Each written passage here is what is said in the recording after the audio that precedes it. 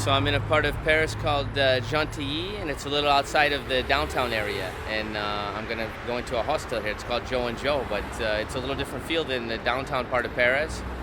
And it seems like a lot more common, normal people live here, maybe workers and things. So it's good to get a different feel of the city. And this place looks really cool, so I'm going to go in and I'm going to take a look, and I'm going to see what it's like.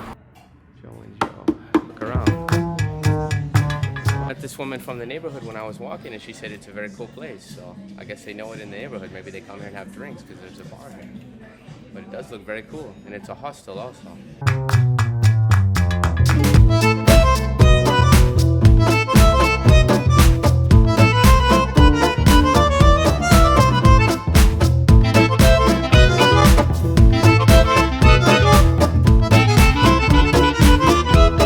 Here's the room at JO&JOE, and yeah, it looks pretty good. I mean, for a hostel, I got a 4-bedroom room. They had a 5-bed one, and the price was like $42 for a 4-bedroom. It looked a little more private. It was a little bit more. So with the city tax they added on, it was still almost 50 euros. It was 47. I booked it online, 47 something, and then it came to 50. I went on the website, and it was the same price as this place called Hostel World. And when I was in Frankfurt, all these young people were using this website called Hostel World. So I'm not getting paid to, maybe they should pay me after this video, but I'm not getting paid to mention them. A lot of these young people are using it, so you know, young people are really, in this area you have to respect what they know, because that technology is their thing. They're booking with the phone, they don't even have paper tickets. So this is a good way to go, and this place is a little outside of the town, like I said, but I took the metro. From the train station, I had to take the metro, and then you take another faster train. It's called RERB.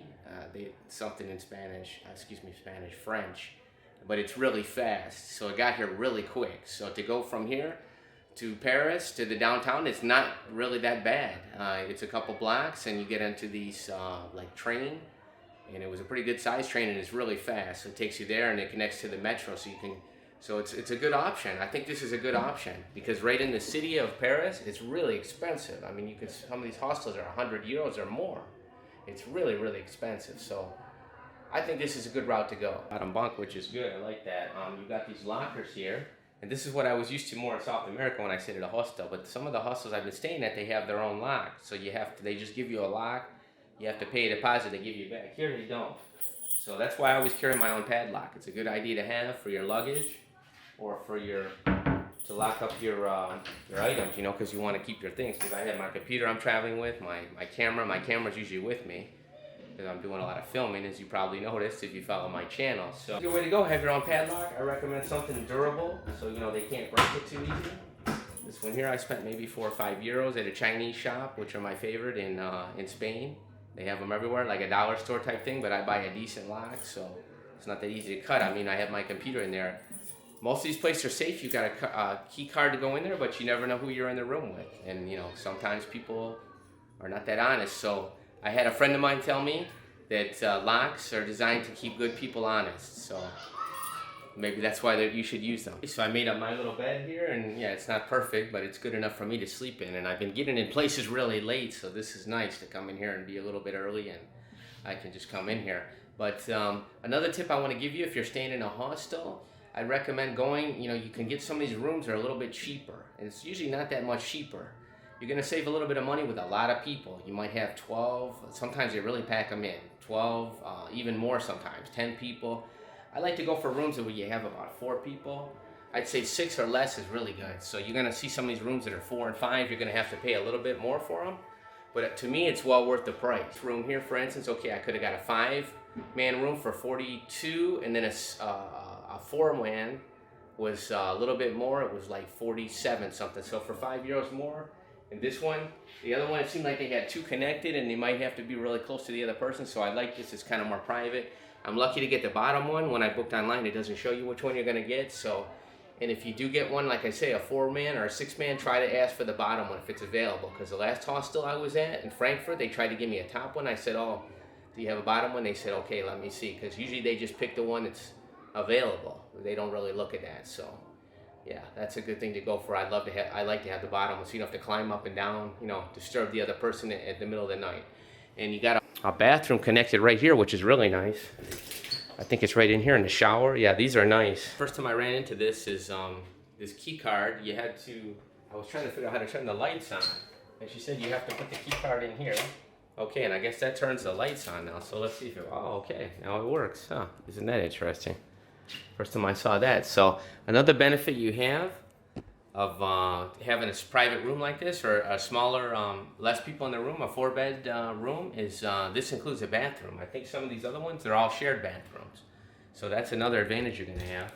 And right now there's no one in here. And another thing, sometimes when you book these 4-bedroom rooms, you end up with 1 or 2 people extra. So you end up missing a person. So you know, you can be in here just with 2, 3 people. Sometimes I end up with a private room even. So I have to figure this out. I don't know. It seems kind of strange with this key card. The lights just went out again. You only get the lights for a certain amount of time? Oh, you have to leave the card in there maybe. I see. Let's see. Maybe you have to leave the card in there while you're using it. Maybe that's the trick. Okay, I think that's the trick. So if someone couldn't figure out how to use the lights in JO&JOE, that's what you have to do. You have to put the card in. I think you have to leave it in there while you're using it. So I guess it's a good good idea. It keeps people from leaving the lights on when they go out. So, okay, they got it down to a T here at JO&JOE. So I'm going to take a quick shower. Another thing I wanted to mention is if you are traveling around, it's good to have a towel with you. You could pick up a cheap towel. It doesn't really matter because some of these places, they'll charge you for the towel. I paid €2 at a place. It wasn't too bad. Here they wanted €5 to use a towel, and you don't get it back. So it's kind of expensive. I could probably buy a cheap towel for less than that or similar price, so, and I could have it with me. So that's something to keep in mind. Floor 7 is Happy House. So I don't know what that is. I'll have to check out the Happy House. Yeah, so there's so many cool things happening at this hostel, and they have this team from Brazil, from Rio de Janeiro. And they're like 13 to 15-year-old girls, and they're here for some kind of competition. They're one of the best teams in Brazil, so I thought it was noteworthy. We'll put them in the video.